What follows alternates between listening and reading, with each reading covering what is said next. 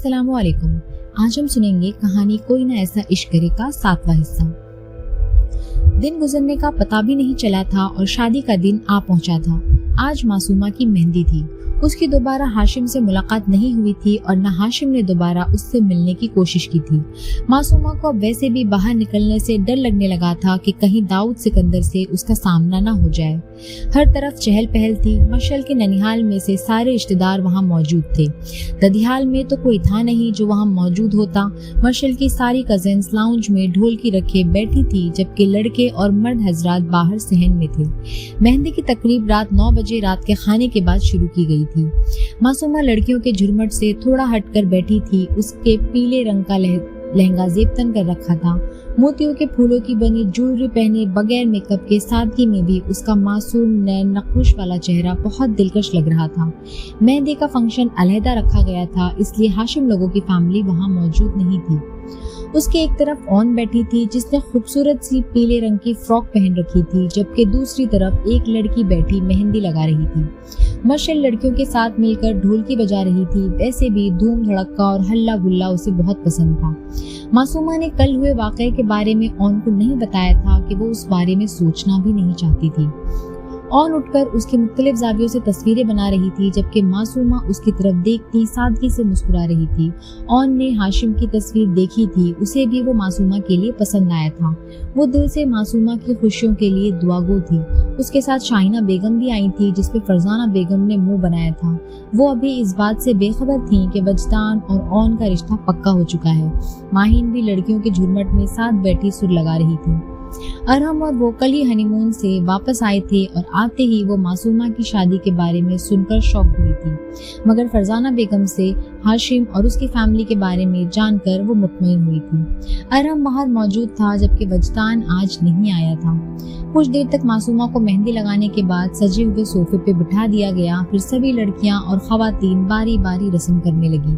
शाहिना बेगम ने भी रस्म करने के बाद उस पर पैसे वारे और उसे दुआएं देती उड़ गई। रात 1 बजे के करीब मेहंदी की तकरीब खत्म हुई तो मासूमा को उसके कमरे में भेज दिया गया। कमरे में आके उसने फूलों की ज्वेलरी उतारी और मुंह और मेहंदी वाले हाथ धोने चली गई। उसकी मेहंदी सूख चुकी थी। हाथ धोने के बाद वो वापस कमरे में आई और बेड पर बैठी अपने हाथों पे सजी मेहंदी से बने बेल बूटों को देखने लगी। उसकी मेहंदी का रंग इतना गाढ़ा नहीं आया था। वो बेतासुर नजरों से मेहंदी के हल्के रंग को देखती रही। एक तरफ हाशिम का नाम भी लिखा हुआ था। क्या देख रही हो?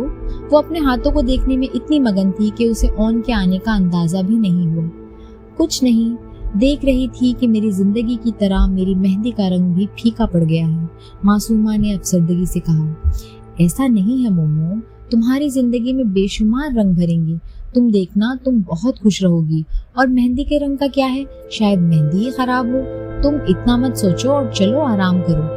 ऑन ने उसका हाथ सहलाते कहा और उसे लिटा दिया। फिर खुद भी बाथरूम जाकर कपड़े चेंज किए और वापस उसके करीब आकर बेड की एक साइड पे लेट गई। वो मासूमा के कमरे में ही रुकी थी, जबकि उसकी मामा वापस चली गई थी। वजदान भाई नहीं आए आज? मासूमा ने पूछा। वो उन्हें कुछ काम था तो बस इसीलिए। उन्होंने कहा था कि कल और परसों लाजमी आएंगे। ऑन ने कहा तो वो मुस्कुरा दी। अब तो तुम्हारी भी शादी हो जाएगी, है ना? मासूमा ने उसे छेड़ना चाहा। ऐਵੇਂ हो जाएगी? मामा ने कहा है कि आप ही के आने के बाद उनकी और मेरी शादी इकट्ठी होगी। ऑन ने आंखें घुमाकर कहा। मतलब तुम मेरे भाई को इंतजार की सूली पे लटकाने वाली हो? मासूमा ने खफगी से पूछा। भाई, अब तुम्हारे भाई मोहब्बत करते हैं मुझसे, इतना इंतजार तो कर ही सकते हैं। ऑन ने शरारत से कहा तो वो बेख्तियार हंस दी। बहुत चालाक हो तुम, मासूमा ने कहा। हाँ भाई, मासूम तो बस तुम ही हो। ऑन ने मुंह बसोरा। नहीं नहीं, तुम भी हो, मासूमा ने मोहब्बत से कहा तो वो मुस्कुरा दी। चलो अब सो जाओ ताकि कल तुम्हारा चेहरा फ्रेश लगे। ऑन ने कहा तो वो झींकती करवट बदलकर सोने की कोशिश करने लगी, मगर आंखें बंद करते ही उस सितमगर की नीली आंखें जहन के पर्दे पर लहराईं। मगर फिर वो सर झटकती हर ख्याल से आजाद होती सोने की कोशिश करने लगी। अगला दिन अपने आंगन में बहुत सी रोशनियां लेके तुलू हुआ था। मौसम दिलकश भी था और हसीन भी। हवाएं लहराती इटकेलियां कर रही थी। हर चीज जैसे खुशी से झूम रही थी। हल्के तहलके बादल छाए थे। मौसम बदल रहा था। जहां गर्मियों की शिद्दत कम हो रही थी, वहीं सर्दियों का मौसम अभी शुरू हो रहा था। सुबह से ही घर में तैयारियां शुरू हो चुकी थी।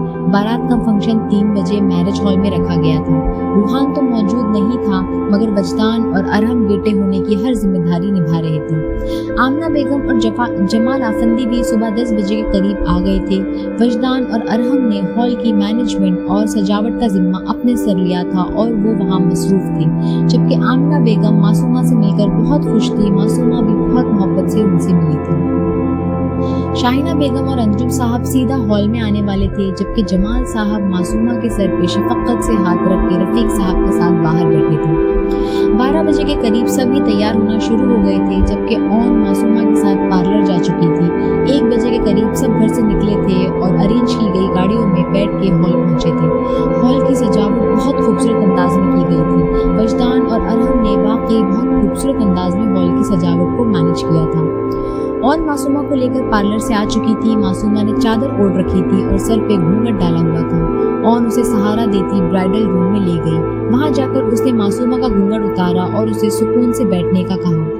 डीप रेड कलर के ब्राइडल ड्रेस में मासूमा बहुत हसीन लग रही थी। नफासत से किया गया मेकअप उसके चेहरे की खूबसूरती में इजाफा कर रहा था। बालों को जूड़े में कैद किया गया था। नाक में पहनी नथ जिसकी गोल्डन जंजीर उसके बालों तक जा रही थी, उसके नाक को हल्का हल्का सुर्ख कर रही थी, मगर वो बर्दाश्त किए बैठी थी।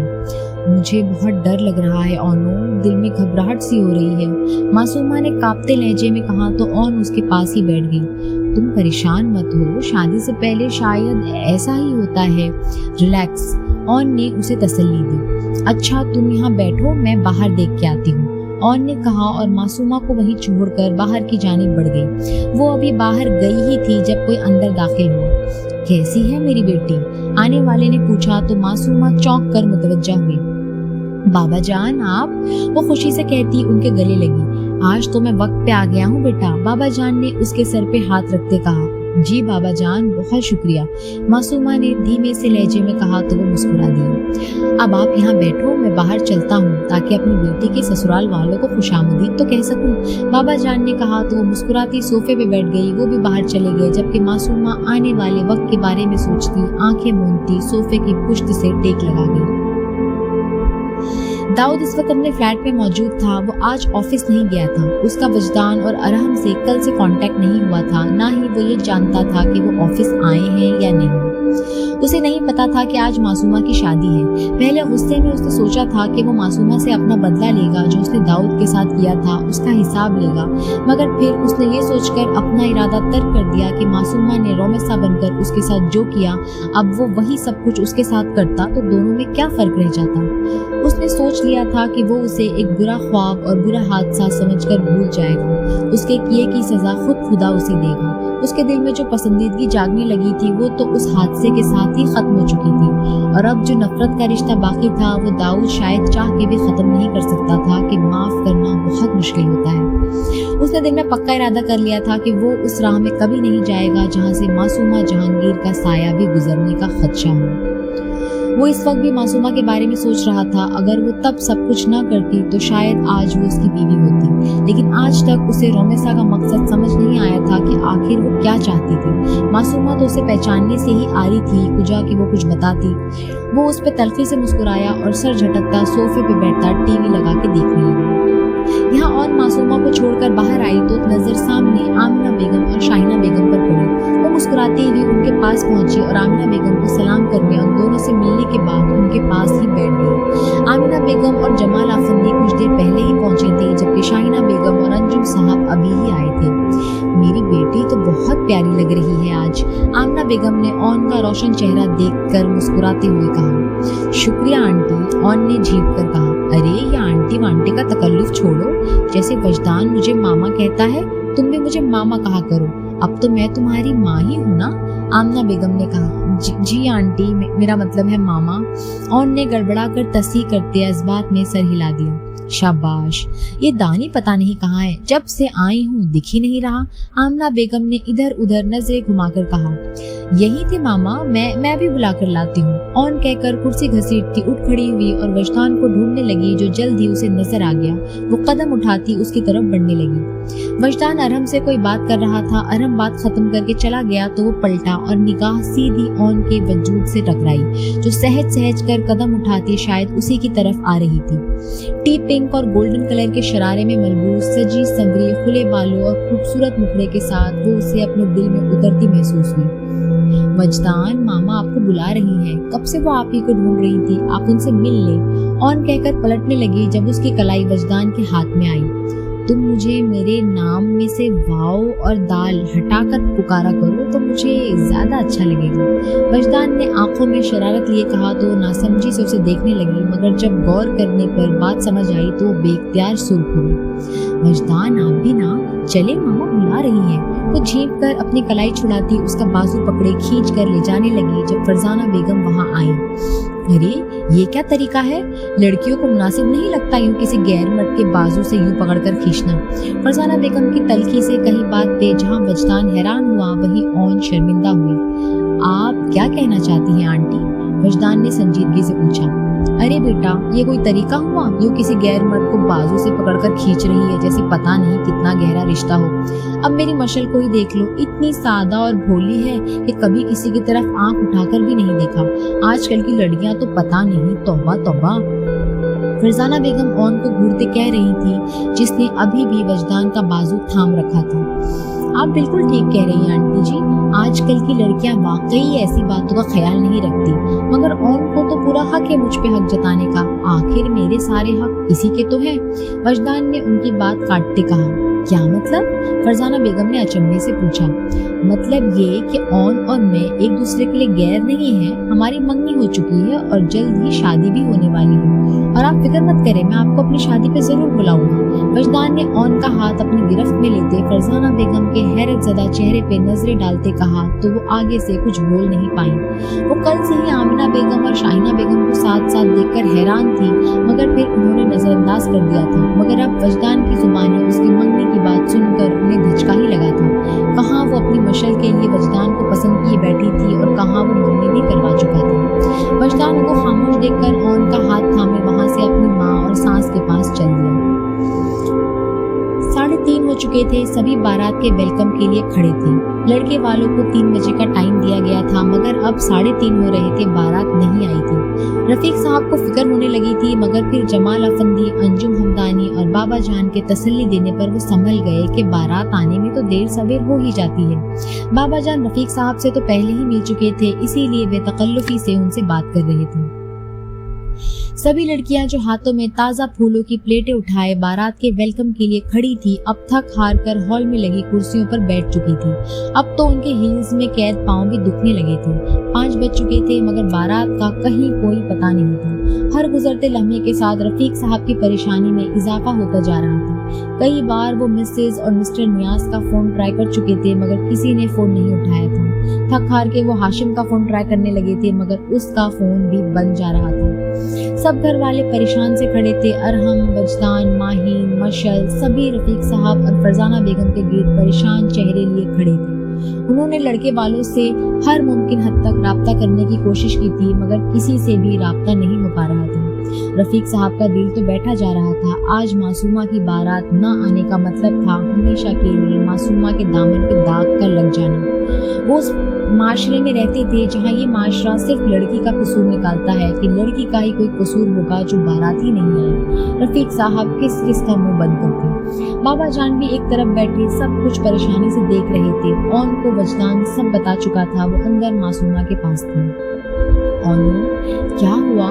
2 घंटे हो गए यहाँ आए हुए, मगर अभी तक बारात क्यों नहीं आई? मासूमा ने थके थके से लहजे में इस्तिफसार किया। कुछ नहीं, बस आ जाती है बारात, शायद कुछ मसला हो गया हो, तुम फिक्र मत करो, बस आने ही वाले हैं। ऑन ने नजरें चुराते कहा और उसका दुपट्टा सीधा करने लगी। फिर तुम इतनी परेशान क्यों हो?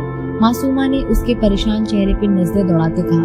नहीं तो मैं तो नहीं परेशान। ऑन ने जबरन मुस्कुराते कहा। मैं तुम्हारे हर रंग को पहचानती हूँ, बेस्ट फ्रेंड हो तुम मेरी। अब बताओ मुझे कि क्या छुपा रही हो? मासूमा ने कहा। वो बारात नहीं आई अभी तक।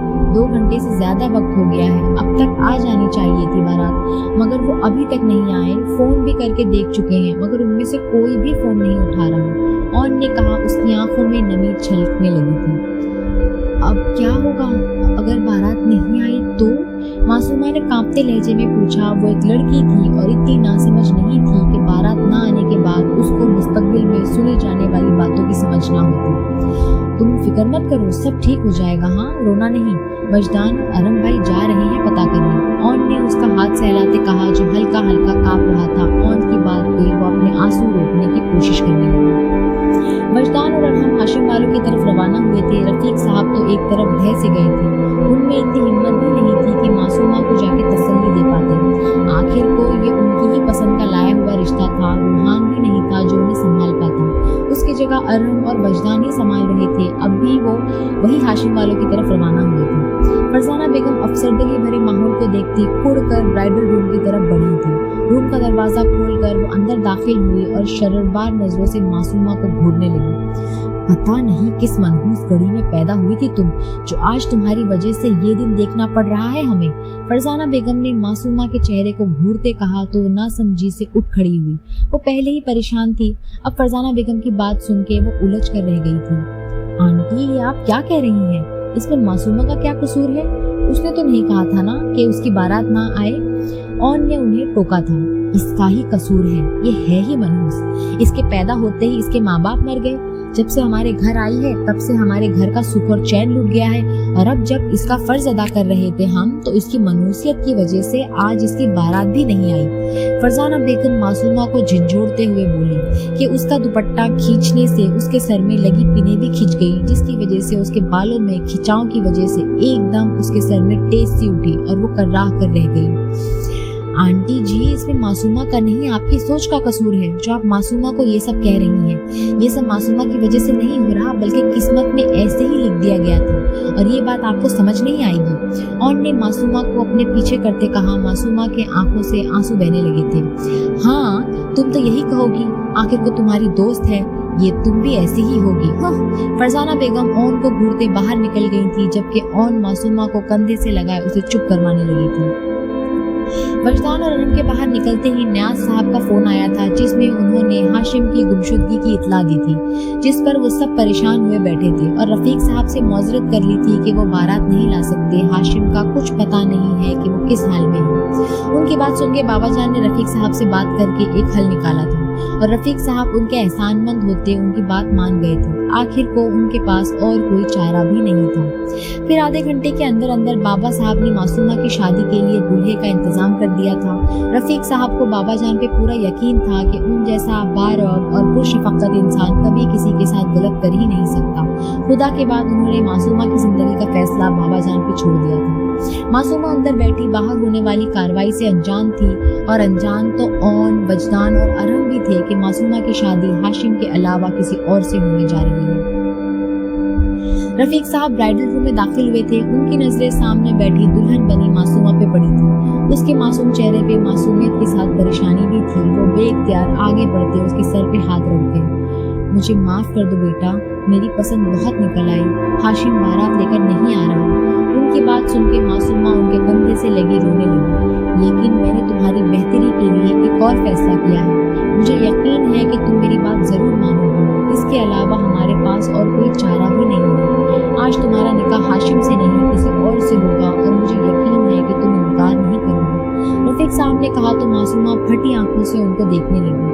پہلے داؤد، پھر ہاشم، اور اب کوئی اور؟ مگر اب یہ کون تھا جس کے نصیب میں وہ لکھی جانے والی تھی؟ اور اس کی حالت سمجھتی اس کا ہاتھ تھامتی اسے حوصلہ دینے لگی۔ معصومہ نے ڈبڈبائی آنکھوں سے اون کو دیکھا اور پھوٹ پھوٹ کر رو دی۔ رفیق صاحب باہر جا چکے تھے۔ پھر کچھ دیر بعد وہ اندر آئے اور معصومہ کو گھونگھٹ اوڑھنے کا کہا کہ مولوی صاحب نکاح پڑھانے آ رہے ہیں۔ اون نے اس کا چہرہ گھونگھٹ کی اوٹ میں چھپا دیا۔ مولوی صاحب کے ساتھ کچھ گواہان بھی تھے، جن میں بابا جان بھی شامل تھے۔ مولوی صاحب نے نکاح پڑھانا شروع کیا۔ معصومہ غائب دماغی سے بیٹھی تھی، اس کے حواس گم گئے تھے۔ جتنا سنبھلنے کی کوشش کرتی تھی، زندگی اس سے اتنے ہی امتحان لینے پہ تل جاتی تھی۔ مولوی صاحب کے پوچھنے پر جب معصومہ نے کوئی جواب نہ دیا تو اون نے اس کا کندھا ہلایا تو معصومہ ہوش میں آئی اور 3 بار قبول ہے کہہ کے خود کو ایک اجنبی کے نام کر دیا، جس کے بارے میں وہ کچھ بھی نہیں جانتی تھی۔ خیر جانتی تو وہ ہاشم کے بارے میں بھی نہ تھی، مگر ہاشم کو تو اس نے دیکھ رکھا تھا، جبکہ اب جس کے ساتھ وہ ساری زندگی کا رشتہ جوڑ چکی تھی اس کو تو وہ دیکھ بھی نہیں سکی تھی۔ निकाह होते ही सब उसके सर पे हाथ रखते बाहर चले गए, जबकि ऑन उसको खुद में भीज गई। उसकी ये मासूम सी दोस्त उससे जुदा होने वाली थी। उसके आंसू खुद ब खुद उसकी गालों पे बहने लगे थे। कुछ देर बाद आमिना बेगम शाहीना बेगम कशल के साथ अंदर दाखिल हुई और मासूमा के गले लगती उसे दिला से और खुश रंग जिंदगी की दुआएं देने लगी। बाहर मेहमानों के लिए खाना खुल चुका था, मगर वो खाने के साथ साथ चहमगोइयां भी कर रहे थे। बारात न आने पे कुछ मासूमा के लिए अफसोस में डूबे थे तो कुछ उसी के बारे में गलत बयानी कर रहे थे। खैर, जितने मुंह उतनी बातें, लोगों की जुबानों को तो रोका नहीं जा सकता। फिर वो वक्त भी आया जब मासूमा को वहां से अपने पियादे सुधारना था। और उसके साथ साथ ही थी। अरहम और वजदान अभी तक नहीं आए थे। मासूमा सबसे मिलती रो रही थी, मगर फिर वो सबको रोता छोड़कर गाड़ी में बैठी थी। उसका कुछ देर का शौहर निकाह के फौरन बाद गाड़ी में बैठ चुका था। शायद उसे अपना अफरा तफरी का निकाह पसंद नहीं आया था। मासूमा सबसे मिलती गाड़ी की पिछली सीट पर बैठी। पिछली सीट पर ही उसका शौहर मौजूद था। वो उसकी मौजूदगी महसूस करती एक पल को कांप सी गई, मगर फिर अपना हौसला मुश्तमा करते सिमट कर बैठ गई। अगली सीट पर बाबा जान और ड्राइवर मौजूद थे। घूंघट की ओट से उसे अपने साथ वजूद का सिर्फ हाथ नजर आ रहा था। हल्के हल्के बालों वाला मर्दाना मजबूत गोरी रंगत का हामिल हाथ, जिसकी कलाई पे एक नफीस सी रिस्ट वॉच थी। उसका हाथ टांग पे धरा था, जिसकी उंगलियों को वो बार बार अपनी टांग पर बजा रहा था। मासूमा उसके हाथ से नजर हटाकर अपने आंसू रोकने की कोशिश करने लगी, जो किस्मत की सितम ज़रीफी पे बहे चले जा रहे थे। दोबारा माजी में वो आदमी एक वीरान और सुनसान सी जगह पे गाड़ी रोक चुका था। इस रोड पे सिर्फ हेवी लोडर और ट्रक वगैरह ही ज्यादा गुजरते थे। वो अपनी सीट से उतरकर दाऊद की तरफ आया और उसकी सीट बेल्ट खोलकर उसे लुढ़का कर ड्राइविंग सीट पर बिठा दिया। फिर वो उसके बराबर वाली सीट पर बैठकर गाड़ी स्टार्ट करके बैठ गया।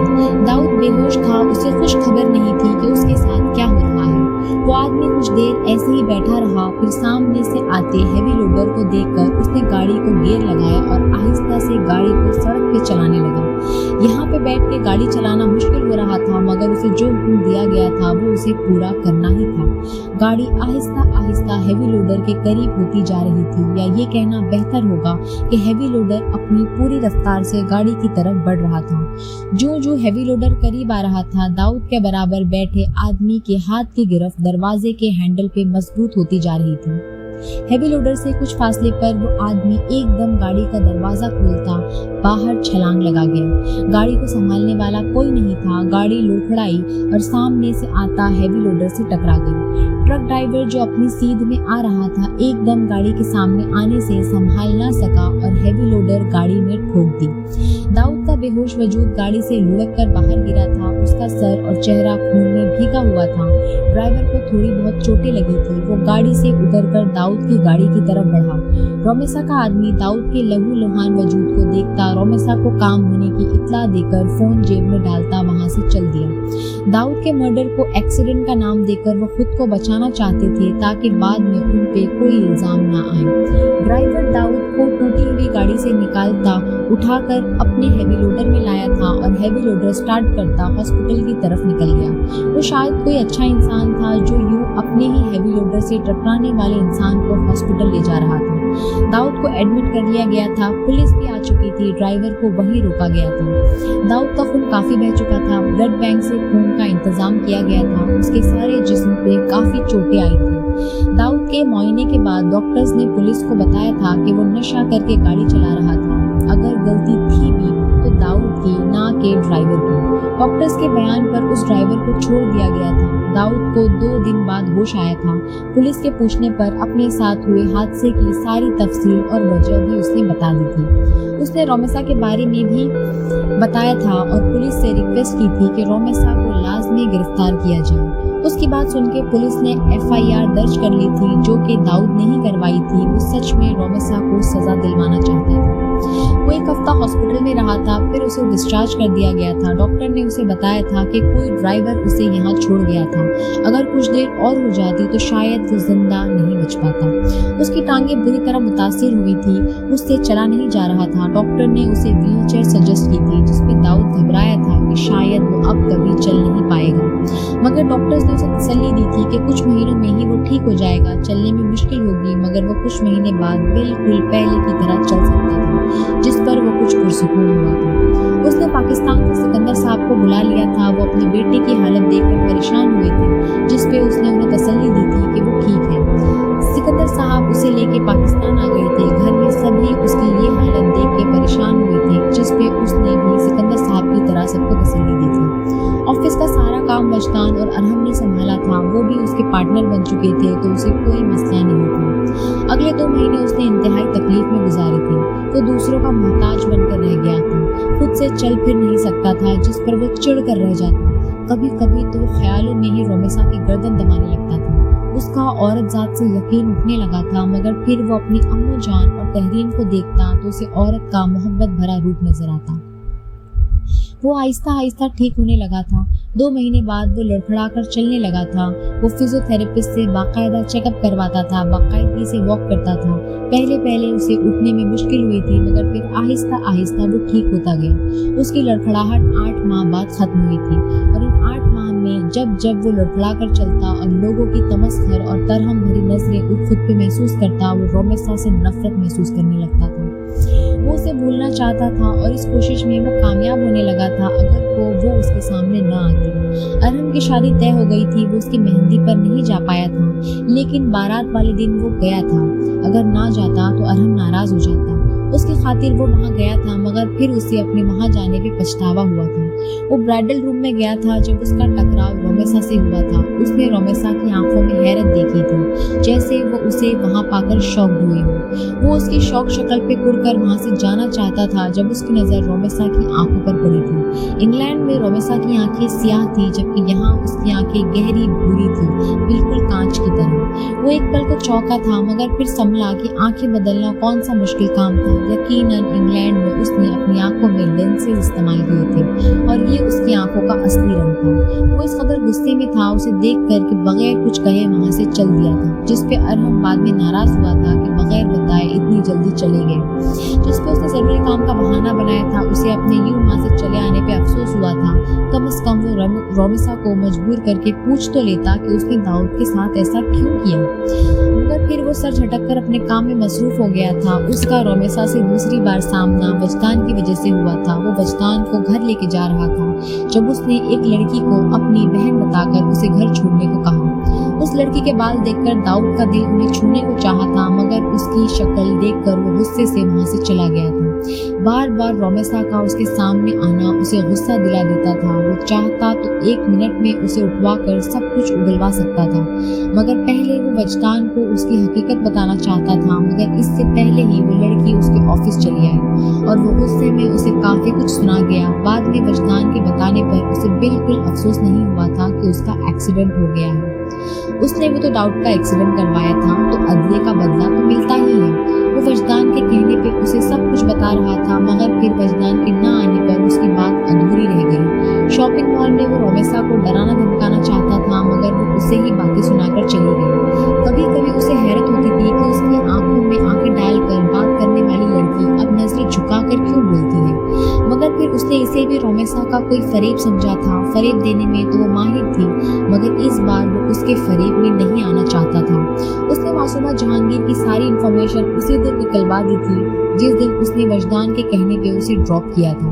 اس کی ساری انفارمیشن کلیئر تھی۔ وہ کبھی ملک سے تو کیا شہر سے بھی باہر نہیں گئی تھی۔ اس کے ماموں کے سوا کوئی نہیں تھا۔ اس کی بس ایک ہی دوست تھی جس سے وہ مل چکا تھا۔ وہ حیران ہوا تھا، مگر پھر اس نے یہی سوچا تھا کہ وہ معصومیت کا لبادہ اوڑھ کر سب کو بیوقوف بنا رہی ہے۔ جب وہ کسی کو قتل کروا سکتی ہے تو اپنی انفارمیشن بتانا کون سا اس کے لیے مشکل ہوگا۔ اس نے ہر ممکن طریقے سے اسے رومیسا ثابت کرنے کی کوشش کرنا چاہی، مگر اسے کوئی ثبوت نہیں ملا تھا۔ انگلینڈ میں موجود پولیس نے بھی رومیسا کے نہ ملنے کی اطلاع دی تھی کہ انگلینڈ میں رومیسا ہے ہی نہیں۔ وہ بے بس ہو کے رہ گیا تھا۔ اسے معصومہ کو رومیسا ثابت کرنے کے لیے کوئی کلیو نہیں مل رہا تھا، جبکہ تھک ہار کر وہ اب چپ ہو گیا تھا۔ معصومہ کی رخصتی کے بعد اون اپنی ماما اور پاپا کے ساتھ واپس گھر چلی گئی تھی۔ اس کا بالکل دل نہیں تھا اس سب کے بعد رفیق صاحب کے گھر جانے کا۔ وجدان اور ارحم بہت لیٹ آئے تھے۔ انہوں نے بتایا کہ راستے میں واپسی پر ایک گاڑی سے ایکسیڈنٹ ہو گیا تھا، جس کی وجہ سے انہیں ہاسپٹل جانا پڑا۔ رفیق صاحب نے ان کا شکریہ ادا کیا اور انہیں معصومہ کی شادی کا بتایا، جسے سن کر وہ شاکڈ ہوئے اور مطمئن ہوئے۔ رفیق صاحب کا بابا جان نے گھر کا پتہ دے دیا تھا اور اب کل وہ وہاں جانے والے تھے۔ मासूमा बेगम और जमाल साहब भी घर के लिए निकल चुके थे। वजदान ऑन को मौजूद ना पाकर उनके पीछे ही निकल गया। जबकि अरहम उनका दामाद था तो वो उनके साथ घर जा रहा था। सब मेहमान रुखसत हो चुके थे और रफीक साहब भी घर वालों को लिए अरहम के साथ घर की तरफ रवाना हो गए थे। आज उनकी इज्जत बच गई थी। वो खुदा का जितना शुक्र अदा करते कम था। वो थक गई थी। उसका दिल कर रहा था कि वो टेक लगाए और आराम से सो जाए, मगर फिर साथ मौजूद वजूद का ख्याल आता तो वो सीधी होकर बैठने की कोशिश करती। मगर कब तक? सफर शायद काफी लंबा था। उसके हिसाब से उसे मैरिज हॉल से निकले 2 घंटे हो चुके थे, मगर अब तक घर नहीं आया था। वो अंदर ही अंदर परेशान होने लगी थी। उसकी आंखें बंद हो रही थी। कुछ ज़हनी थकावट और कुछ जिस्मानी नींद उस पे हावी होने लगी तो उसने सर सीट से लगा लिया।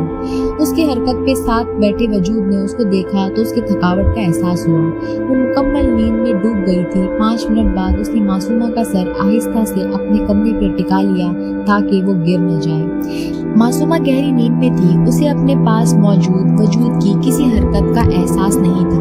तकरीबन 1 और घंटा गुजरा तो गाड़ी रुकी। 8 तो उन्हें हॉल में ही बज गए थे और अब रात के 11 बज रहे थे। घर में किसी को भी इस बारे में पता नहीं था। बाबा जान गाड़ी से उतरे तो उन्होंने मासूमा को अंदर लाने का इशारा किया और खुद अंदर चले गए। वो वजूद गाड़ी से उतरा और मासूमा की तरफ का दरवाजा खोलकर उसकी तरफ झुका। मासूमा का घूंघट उसकी गर्दन तक लुढ़का हुआ था। उसने एक नजर उसके कामदार लहंगे को देखा और फिर हाथ बढ़ाकर उसे अपनी बाहों में उठा लिया। उस हल्के फुल्के वजूद को उठाकर वो हैरान हुआ। उमूमन लड़कियों का वजन 50 किलो तो होता ही है और ये तो शायद 45 किलो की भी नहीं थी। वो अपनी ही सोच पे हंसा तो पोर्च की दीवारों ने उसका मध्यम सा कहकहा बहुत ध्यान से सुना, जैसे वो मुतमईन हो उसके कहकहे की आवाज सुनने को। वो कदम उठाता अंदर की तरफ बढ़ा तो बाबा जान लाउंज में ही बैठे थे। उन्होंने उसे अपने कमरे में जाने का इशारा किया और खुद वहीं बैठकर पानी पीने लगे। घर के सभी नफूस नींद के मजे ले रहे थे। वो कदम उठाता अपने कमरे की जानिब बढ़ने लगा। मासूमा का ऐसा लगा जैसे वो हवाओं में उड़ रही हो। उसने डरते डरते आंखें खोली तो आंखों के सामने सुर्ख पर्दा सा लहराया। वो गायब दिमागी से उस सुर्ख पर्दे को देखती रही। फिर कुछ हवास बहाल हुए तो गुजरे वक्त का वाकया पूरी जुज़ियत के साथ उसके जहन के पर्दे पे लहराया। उससे अपने गिर्द किसी के बाजुओं का एहसास हुआ तो उसका दिल फड़फड़ा कर रह गया। बाबा जान के बाद और कौन था उसके साथ? उसका शौहर, यानी उसके शौहर ने उसे उठा रखा था। उसके माथे पे पसीना फूट पड़ा। वो बेबसी से आंखें मीच गई। वो खुद को इतनी ऑकवर्ड पोजीशन में देखकर कोई हरकत भी नहीं कर सकी। कुछ कदम चलने के बाद वो एक कमरे में दाखिल हुआ और आराम से उसे बेड पे लिटा दिया। बेड को अपने नीचे महसूस करते वो सीधी होके बैठ गई। उसे जागता देखकर वो भी उसके करीब बैठ गई। वो इस वक्त एक आदमी के सामने खड़े थे। वो सिंगल सोफे पे विराजमान था। वो 2 अफराद थे जो उसके सामने सर झुकाए खड़े थे, जैसे गलती करने के बाद कोई शागिर्द अपने उस्ताद के सामने खड़ा होता है। मैंने तुम लोगों से क्या कहा था? उसने पूछा। आपने कहा था कि मासूमा की शादी हाशिम से ना होने पाए, उनमें से एक ने कहा। और क्या कहा था? वो इत्मीनान से पूछ रहा था। और कहा था कि मासूमा जहांगीर की शादी उससे होगी जिसके साथ आप चाहेंगे, दूसरे ने कांपते लहजे में कहा। तो फिर तुम लोगों ने क्या किया? वो अब उनको घूरने लगा था। माफ कर दे मास्टर, मगर हम वहाँ पहुँच चुके थे, मगर जिसके साथ शादी थी वही नहीं पहुँच सका। उसका एक्सीडेंट हो गया था और अब वो हॉस्पिटल में है। पहले वाले आदमी ने जवाब दिया। उन दोनों का दिल कांप रहा था क्योंकि वो दोनों ही बाखबर थे कि जो गलती वो कर चुके हैं उसकी सजा उन दोनों को मिलेगी। उसको तो मैं बाद में देखूंगा, पहले तुम दोनों से तो निपट लूं। ये बताओ हाशिम नियाज कहाँ है? उसने पूछा। वो मास्टर, उसे तो सुबह से ही कमरे में बांध कर रखा गया है और वो सुबह से ही बेहोश है, एक आदमी ने बताया तो उसने सर हिला दिया। उसे उसके घर के बाहर फेंक दो और याद रहे वो होश में ना आए और ना कोई तुम दोनों की शक्लें देख पाए। उसने कहा तो उन दोनों ने सर हिला दिया। कुछ देर खामोशी रही तो वो दोनों मुतमईन हुए कि अब कोई सजा नहीं मिलेगी, मगर ये उनकी खाम ख्याली साबित हुई। उस खामोशी को पिस्टल की फायर की आवाज ने तोड़ा था। यके बाद दीगरे 2 फायर हुए थे और दोनों अपने अपने बाजू पकड़ते नीचे बैठते तड़पने लगे। अब हाशिम नियाज को उसके घर छोड़ने के बाद अपनी मरम्मत करवाने जाना, ये सजा है मासूमा जहांगीर को खोने की, गलती करने की। और कल तक मुझे सारी इन्फॉर्मेशन चाहिए कि उसकी शादी किससे हुई है। कह कर उसने उन्हें जाने का इशारा किया तो वो दोनों दर्द से कर्राते अपने बाजू थामे वहां से चले गए। पीछे वो सोफे की पुष्ट से टिक लगाता किसी गहरी सोच में गुम हो गया। अभी उसे किसी और को भी इस गलती के बारे में इत्तला देनी थी और वो नहीं जानता था कि उसका रिएक्शन क्या होगा।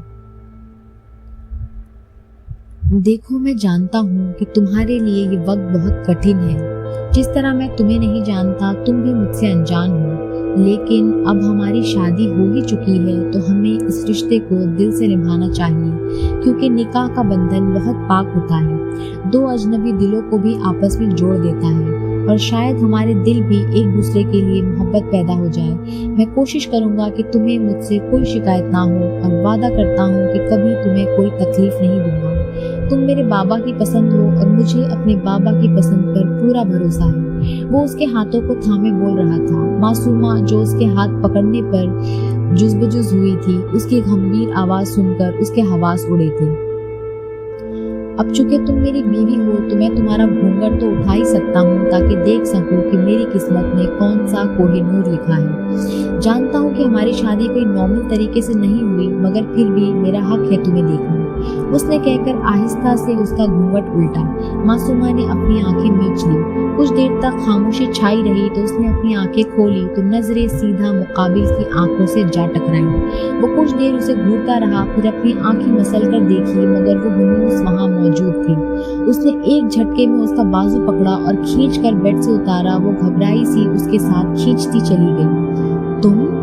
तुम्हारी हिम्मत कैसे हुई यहाँ आने की? मुकाबिल ने पूछा तो मासूमा ने उसकी नीली सुर्ख आंखों में झांका, फिर उसके सख्त तासुरात देखती नजरें झुका गई। आप खुद ही तो लाए हैं, वो मिनमिनाई। मैं तुम्हें जिंदा नहीं छोड़ूंगा। वो अपने हाथ उसकी गर्दन की तरफ बढ़ाते बोला तो वो बेसाख्ता पीछे हुई। आपने अभी मुझसे वादा किया है कि आप कभी मुझे तकलीफ नहीं पहुंचाएंगे। मासूमा ने अपनी गर्दन पे हाथ रखते कहा। वादे टूटने के लिए ही होते हैं। दाऊद ने हाथ उठाया। बाबा जान! मासूमा के हलक से बेसाख्ता चीख नुमा अंदाज में निकला था। उसके मुंह से बाबा जान सुनते दाऊद होश में आया था। वो तो भूल ही चुका था कि वो इस वक्त हवेली में खड़ा है। वो अभी खड़ा ही था जब दरवाजा जोर जोर से बजने लगा। दाऊद बौखलाए अंदाज में दरवाजे की जानिब देखने लगा। दरवाजा अब जोर जोर से बजने लगा था। वो चेहरे के तासुरात नॉर्मल करता दरवाजे की जानिब बढ़ा, चेहरे पे हाथ फेरकर खुद को कंपोज किया और दरवाजा खोला। अरे बाबा साईं, आप सोए नहीं अभी तक? उसने मस्तूरी मुस्कुराहट चेहरे पे सजाए कहा। मासूमा कहाँ है? बाबा साईं ने फिक्रमंद लहजे में पूछा। वो अंदर है बाबा साईं, आप आए। दाऊद ने उन्हें अंदर आने का रास्ता दिया। मैंने उसकी चीख सुनी, वो ठीक तो है ना? सिकंदर साहब कहकर उसे पीछे हटाते अंदर दाखिल हुए तो नजर सामने खड़ी मासूमा पर पड़ी। वो अभी तक दुल्हन के जोड़े में सजी संवरी खड़ी थी। चेहरे पर खौफज़दा से तासुरात थे। बेटा, आप ठीक है?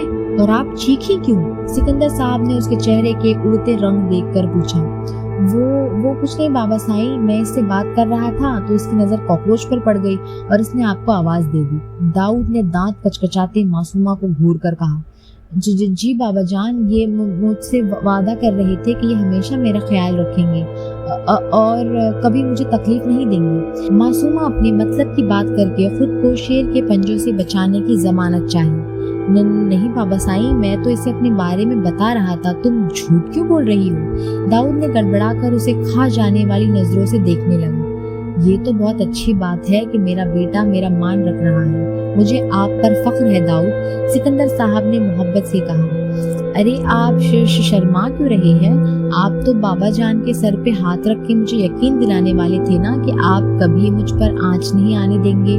और बाबा जान तो यहाँ थे ही नहीं, तो आपने कहा कि आप सुबह उनके सर पे हाथ रख के कसम खाएंगी उनकी बेटी को हमेशा खुश रखने की। मासूमा के मुंह में जो आ रहा था वो बोलती जा रही थी। उसके दिमाग में बस एक ही बात चल रही थी कि अगर लड़का लड़की से नफरत करे और उनकी आपस में शादी हो जाए तो फिर वो उससे गिन गिन के बदले लेता है, उसे मारता है, जलील करता है और नौकर की तरह सलूक करता है। اس نے ناولز میں بھی پڑھا تھا کہ ایسا ہی ہوتا ہے، اور وہ ایسے ظلم خود کی جان پہ نہیں سہ سکتی تھی۔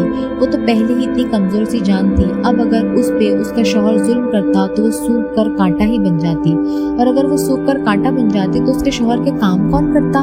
ہاں، اسے پتا تھا کہ پھر شوہر بدلہ لینے کے لیے اپنی بیوی سے سارے گھر کے کام کرواتا ہے، نوکروں کو چھٹی دے دیتا ہے۔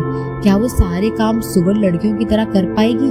اسے گھر کے کام کاج تو آتے تھے، مگر کیا پتا یہ داؤد سکندر اس سے کیا کیا کرواتا۔ وہ یہی سب سوچ رہی تھی جب بابا جان کی آواز پر ہوش میں آئی۔ اچھا، اور کیا کیا کہہ رہے تھے آپ میری بیٹی کو؟ سکندر صاحب نے مسکراتے پوچھا۔ میں بتاتی ہوں بابا جان، یہ کہہ رہے تھے کہ اپنی جان سے بڑھ کر میرا خیال رکھیں گے۔ اب میں ان کی عزت ہوں اور یہ اپنی عزت پہ آنچ بھی نہیں آنے دیں گے۔ اور یہ کہہ رہے تھے تو کیا ہوا کہ ہم ایک دوسرے کو نہیں جانتے؟ میرے بابا کی پسند پہ مجھے پورا یقین ہے، اور مجھے کبھی تکلیف نہیں پہنچائیں گے، کبھی میری آنکھوں میں آنسو نہیں آنے دیں گے۔ معصومہ بابا جان کے پاس آ کر اٹکتے ہوئے پرجوش لہجے میں بتا رہی تھی۔ اس سارے عرصے میں ایک بار بھی اس نے داؤد سے نظریں نہیں ملائی تھی، نہ اس کی طرف دیکھنا گوارا کیا تھا، اور داؤد وہ ہکا بکا کھڑا اس چالاک لومڑی کی گلفشانیاں اور مبالغہ آرائیں سن رہا تھا۔ مجھے بہت خوشی ہوئی داؤد کہ آپ نے معصومہ سے اس کا خیال رکھنے کا وعدہ کیا ہے۔ یہ اب آپ کی ذمہ داری ہے، اور مجھے یقین ہے کہ آپ اپنی ذمہ داری احسن طریقے سے نبھائیں گے، اور مجھے کبھی میری بیٹی کی آنکھوں میں آنسو نہیں دکھیں گے۔ بابا جان نے معصومہ کے سر پر شفقت بھرا ہاتھ رکھتے کہا تو وہ ان کے گلے لگ گئی۔ جی بابا سائیں، میں کوشش کروں گا کہ آپ کی بیٹی کا بہت اچھے سے خیال رکھوں۔ داؤد نے معصومہ کو تیکھی نظروں سے گھورتے سکندر صاحب سے کہا۔ مجھے آپ پہ پورا یقین ہے کہ آپ اپنا کہا نبھائیں گے، سکندر صاحب نے داؤد سے معانقہ کرتے کہا۔ جی ضرور بابا سائیں۔ داؤد ان سے مل کر پیچھے ہوا۔ داد، آپ تو بابا جان کی قسم کھانے والے تھے نا؟ معصومہ نے داؤد کی طرف معصومیت سے دیکھتے آنکھیں پٹپٹا کر کہا، جبکہ وہ اس کی کالی گھنی پلکوں کی اوپر نیچے حرکت دیکھ کر رہ گیا۔ کتنی چالاک ہے یہ لومڑی، شکل سے اتنی معصوم لگتی ہے، اور کام دیکھو اس کے۔ داؤد دل میں سوچ کر رہ گیا۔ ارے ہماری بیٹی اتنا کہہ رہی ہے تو ہمیں تو کوئی اعتراض نہیں، سکندر صاحب نے مسکرا کر کہا۔ میں اپنا بابا سائیں کے سر پر ہاتھ رکھ کر قسم کھاتا ہوں کہ کبھی تمہیں میری ذات سے تکلیف نہیں پہنچے گی۔ میں تمہیں ہمیشہ خوش رکھوں گا، اور امید کرتا ہوں کہ تم بھی مجھے شکایت کا کوئی موقع نہیں دو گی، اور اپنی بیوی ہونے کی ہر ذمہ داری نبھاؤ گی۔ داؤد نے چاروں ناچار سکندر صاحب کے سر پر ہاتھ رکھ کر کہا تو اس کی طنزیہ نظریں خود پہ محسوس کرتی اپنی جگہ جز بجز ہو کر رہ گئی۔ بیوی ہونے کی ہر ذمہ داری نبھانے کا مطلب وہ اچھی طرح سمجھتی تھی۔ اچھا، اب آپ دونوں آرام کریں، میں چلتا ہوں، اور بیٹا آپ کا بیگ باہر گاڑی میں پڑا ہے۔ داؤد، آپ جا کر معصومہ کا بیگ لے آئیں، سکندر صاحب نے کہا تو سر ہلاتا خاموشی سے باہر نکل گیا۔ میں چاہتا ہوں کہ آپ مجھے خود سے بتائیں یہ جو ابھی سب کچھ چل رہا تھا وہ کیا تھا؟ داؤد کے جانے کے بعد سکندر صاحب نے معصومہ سے پوچھا۔ کیا بابا جان؟ معصومہ گڑبڑا کر نظریں چرا گئی۔ میں جانتا ہوں کہ آپ نے ابھی جو کہا ہے کہ داؤد آپ سے ایسے وعدے کیے وہ سب جھوٹ تھا۔ میں اپنے بیٹے کو بہت اچھی طرح جانتا ہوں، وہ اجنبی لوگوں سے اتنا فرینک نہیں ہوتا، اور نہ ہی پہلی ملاقات میں ایسے وعدے وعید کر سکتا ہے۔ وہ سنجیدہ قسم کا، سب کو ان کی حد تک رکھنے والا انسان ہے۔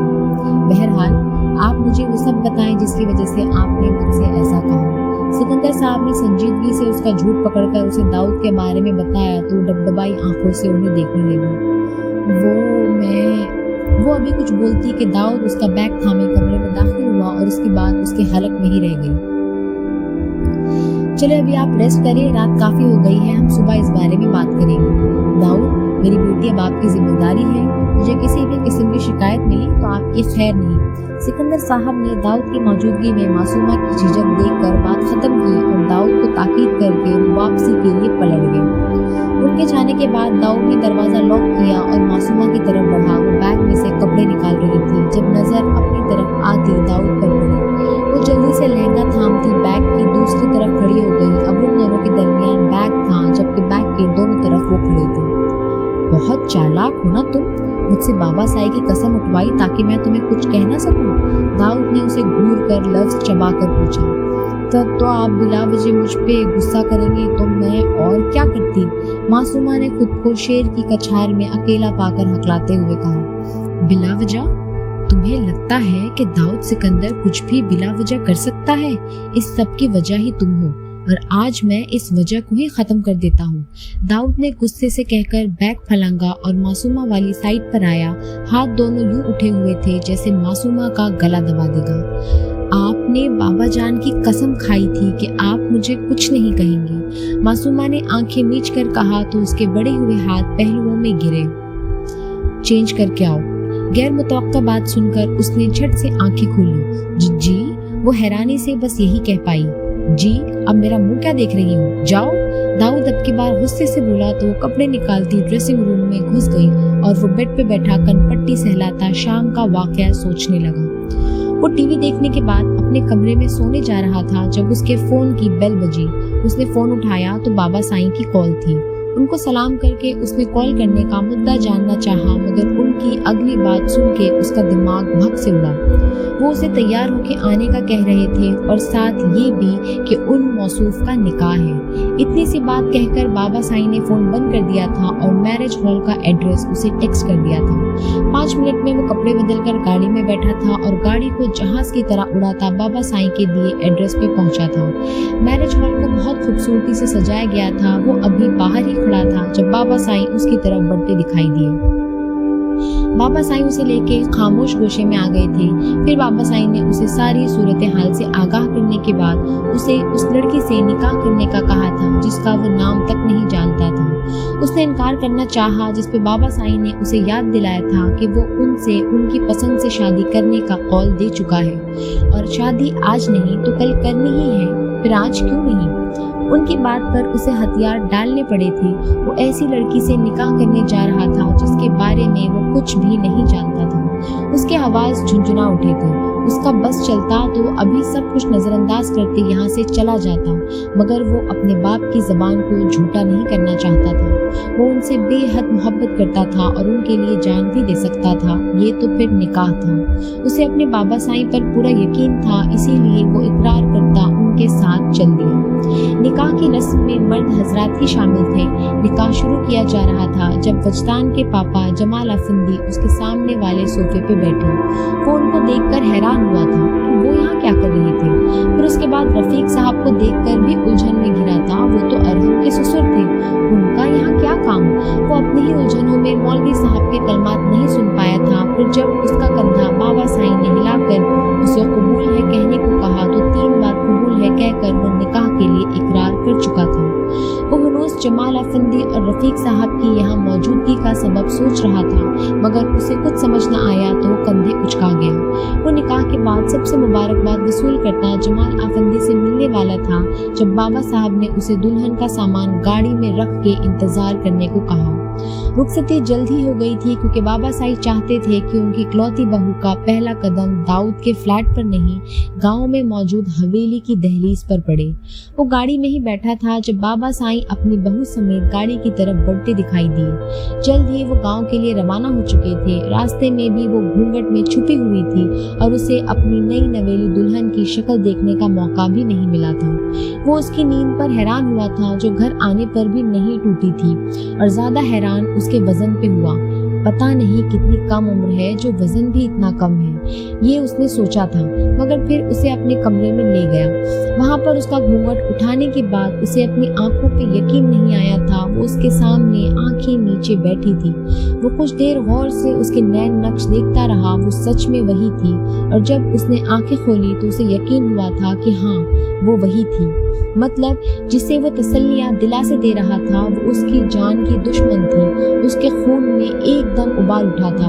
वो उसका गला दबा देता अगर वो चीख ना मारती। उसकी जोरदार चीख पर वो परेशान हुआ था कि कहीं बाबा साईं को सब पता ना चल जाए, मगर फिर वो मासूमा की जबान के जौहर और उसके लफ्जों के हेर फेर पर हैरान रह गया था। कितनी सफाई से वो खुद को बचाना चाह रही थी उसके गुस्से से, और फिर मजबूरन उसे बाबा साईं की कसम खानी पड़ी थी कि उनके सामने इसके अलावा कोई चारा भी नहीं था।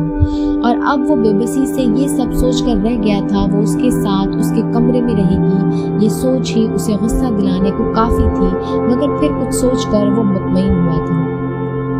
खटर पटर की आवाज पे वो अपनी सोचों की दुनिया से बाहर आया था। वो सामने ही खड़ी कॉटन के सादा प्रिंटेड सुर्ख रंग के सूट में खिला हुआ गुलाब लग रही थी। ज्वेलरी सारी उतर चुकी थी, चेहरा भी मेकअप से पाक था और अब वो अपने बाल सुलझा रही थी। गौर से देखने पे उसे महसूस हुआ जैसे उसके हाथ कांप रहे हों। वो इस्तेज़ाइया मुस्कुराया, यानी वो उससे डर रही थी। गुड। मासूमा को उसकी नजरें खुद पे महसूस हो रही थी। उसकी नजरों की तपिश जिसमें गुस्से की आमेजिश थी उसे कांपने पे मजबूर कर रही थी, मगर वो जब्त किए बाल सुलझा रही थी। बाल सुलझा के उसने कमर पर डाले तो वो बल खाते इधर उधर लहरा गए। दुपट्टा सर पे ओढ़ के वो बेड की एक जानिब बैठी और चादर सीधी करके ओढ़ कर लेट गई। अंदाज ऐसा था जैसे उसके अलावा कमरे में कोई हो ही नहीं, जबकि दिल सूखे पत्ते की तरह लरस रहा था, जैसे दाऊद सिकंदर अभी उस पे झपटेगा और उसका गला दबाकर मार देगा। दाऊद जो उसकी पुष्ट पे लहराते बालों की हरकत को गौर से देख रहा था, उसको बेखौफी से बिस्तर पर दराज होते देख कुड़कर रह गया। कुछ सोचकर वो खुद भी फ्रेश होने चला गया। फ्रेश होने के बाद वो कमरे में आया और बाल संवार कर बेड पर दराज हुआ और मासूमा की तरफ करवट ली। वो सर से पैर तक चादर लपेटे सो रही थी या शायद सोने की एक्टिंग कर रही थी। वो खिसक कर उसके करीब हुआ और उसके कान के करीब झुका। उठो, वो सरगोशी में बोला तो मासूमा हड़बड़ा कर उठ बैठी। वाह, तुम तो बहुत ताकतदार हो। गुड, वो तारीफी अंदाज में बोला और सीधा होकर लेट गया। वो नासमझी से उसे देखने लगी। मैं तुम्हें क्या कहकर पुकारूं, मासूमा या रोमेसा? उसने संजीदगी से उसकी भूरी आंखों में झांका। मेरा नाम मासूमा है तो आप मासूमा ही पुकारे, रोमेसा क्यों कहेंगे? मासूमा ने सादगी से बताया तो वो कुछ देर उसकी आंखों में कुछ ढूंढने की कोशिश करता रहा, मगर वहां सिर्फ सच ही रकम थी। मुझे पसंद नहीं कि तुम मेरे बेड पर लेटो। उठो यहाँ से और जहां मर्जी जाके सो। दाऊद ने नजरों का रुख मोड़कर कहा। मैं कहाँ सोऊं? मुझे यहीं सोने दे प्लीज। मैं बाहर कहाँ जाऊंगी? वो रूहान सी होती कमरे का जायजा लेने लगी। कमरा बहुत बड़ा था। आली तर्ज का फर्नीचर, कारपेट समेत कमरे की हर चीज कमरे वाले के ज़ौक़ का पता देती थी। कमरे की एक तरफ बिल्कुल अलग जहाजी साइज बेड रखा था, जबकि बेड के दाएं जानिब ड्रेसिंग टेबल था और सामने LED नस्ब थी। एक तरफ ड्रेसिंग रूम था और ड्रेसिंग रूम के आगे अटैच बाथरूम था। दूसरी तरफ 3 अदद सोफे रखे गए थे जिनके दरमियान टेबल रखा था। ठीक है, एक शर्त पे सोने दूंगा, अगर तुम मेरे सवालों का सही जवाब दो, दाऊद ने कहा तो वो उसको सवालिया नजरों से देखने लगी। तुम मुझे सिर्फ इतना बता दो कि तुमने इंग्लैंड में मेरे साथ वो सब क्यों किया था? दाऊद ने संजीदगी से पूछा। क्या किया था मैंने? और मैं तो कभी इंग्लैंड गई ही नहीं। मासूमा ने हैरत ज़दा से लहजे में पूछा। मेरा ज़ब्त मत आजमाओ लड़की, मुझे सब कुछ सच सच बता दो। हो सकता है मैं तुम्हें माफ कर दूं तुम्हारी हर एक गलती के लिए। दाऊद ने उसको बाजू से पकड़कर झंझोड़ डाला। मैं सच कह रही हूँ, मैं कभी इंग्लैंड नहीं गई। मुझे नहीं पता आप क्या कह रहे हैं। मासूमा की आंखों से आंसू छलक पड़े। दाऊद ने उसके बाजू में अपने पंचे काट दिए थे। दर्द से वो कर्राह कर रह गई थी। देखो, अगर तुम मुझे बता दोगी तो जिंदगी आसान हो जाएगी, वरना मैं तुम्हें तलाक दे दूंगा। दाऊद ने उसको रोते देखकर और उसकी कराह सुनकर संजीदगी से उसे बावर करवाया। मासूमा उसकी बात सुनकर दंग सी उसे देखती रह गई। उसकी आंखों से आंसू बहना बंद हो गए थे। कैसी किस्मत थी उसकी, शादी की पहली रात ही उसका शौहर उसे तलाक की धमकी दे रहा था। मुझे नहीं पता था कि मेरी शादी आपसे हो रही है। अगर पता होता तो कभी भी ये शादी ना करती। मैं तो कभी आपके रास्ते में नहीं आना चाहती थी, मगर किस्मत ने मेरा हर रास्ता आपकी तरफ मोड़ दिया है। मैं तो खुदा की रजा में राजी होती हाशिम जी से शादी कर रही थी, मगर शायद मेरा नसीब ही आपसे जुड़ा था। आपका जो दिल करे आप वो करें। अगर आप मुझे तलाक देना चाहते हैं तो दे दें, मुझे कोई एतराज़ नहीं। मुझे नहीं पता आपको मुझसे क्यों नफरत है और आप किस बारे में पूछ रहे हैं, लेकिन अगर आपको मुझे तलाक देने से सुकून मिलता है तो शौक से दे दीजिए। जहाँ इतनी देर दूसरों की नफरत सहते तन्हा जिंदगी गुजार ली, आगे भी गुजार लूंगी। कोई और हो ना हो, मेरा खुदा तो मेरे साथ है ना। तल्ख और अजियत भरी मुस्कान होठों पे सजाती वो कहकर चादर उठाती सोफे पे चली गई। पर सिमट कर लेटती वो अपना चेहरा चादर में छुपा गई और बेबसी से बेआवाज रोने लगी। दाऊद उसकी बात पे गुम बैठा रह गया था। वो उलझ कर रह गया था। जहाँ उसे मासूमा की आंखों में सच्चाई नजर आती थी, वहीं खुद के साथ हुए हादसे को याद करके वो मासूमा को ही कसूरवार गर्दानने लगता था। हकीकत क्या थी ये खुदा के अलावा कोई नहीं जानता था। वो अपनी ही सोचों में उलझ कर रह गया था। यहाँ ऑन अपने कमरे में बैठी थी। मासूमा के निकाह के वक्त उसे अपने कानों पे यकीन नहीं आया था जब उसने दाऊद सिकंदर का नाम सुना। जहाँ उसे किस्मत के इत्तेफाक पर हैरत हुई थी, वहीं वो मासूमा के लिए परेशान भी हुई थी। वो जल्द अज जल्द वजदान से बात करना चाहती थी। उसे भी तो पता होगा ना कि मासूमा की शादी किससे हुई है। वो वक्त के हेर फेर पे हैरान थी। कहाँ तो मासूमा की किस्मत किसी और से जुड़ने जा रही थी और कहाँ वो फिर से दाऊद सिकंदर से जा टकराई थी। वो जितना हैरान होती कम थी। वो तो अभी तक इसी शौक से निकल नहीं पा रही थी कि दाऊद मासूमा से शादी पे राजी कैसे हुआ। अभी वो यही सब सोच रही थी जब उसके फोन पे बेल हुई। उसने उठा के देखा तो वजदान की कॉल थी। उसने जल्दी से कॉल अटेंड की। वजदान, मुझे आपसे मासूमा के बारे में बात करनी है। सलाम का जवाब देते वो तेजी से बोली। आराम से यार, रिलैक्स होके बात करो, मैं भागा तो नहीं जा रहा। वो शरारत से गोया हुआ। वजदान, मैं मजाक के मूड में नहीं हूँ, ऑन ने संजीदगी से कहा। अच्छा बोलो, क्या बात करनी है? अब की बार वजदान भी संजीदा हुआ। आपको पता है मोमो की शादी किससे हुई है? ऑन ने पूछा। हाँ, दूल्हे से हुई है, मगर अफसोस मैं दूल्हे को देख नहीं पाया, मगर तुम मुझे उसका नाम तो बताओ। वजदान ने जवाबन सवाल किया तो वो गहरा सांस भरकर रह गई। दाऊद सिकंदर, ऑन ने धीमे से कहा। उसका नाम मुझे आता है, तुम मुझे मेरे बहनोई का नाम बताओ जाना। वजदान ने खफगी से कहा।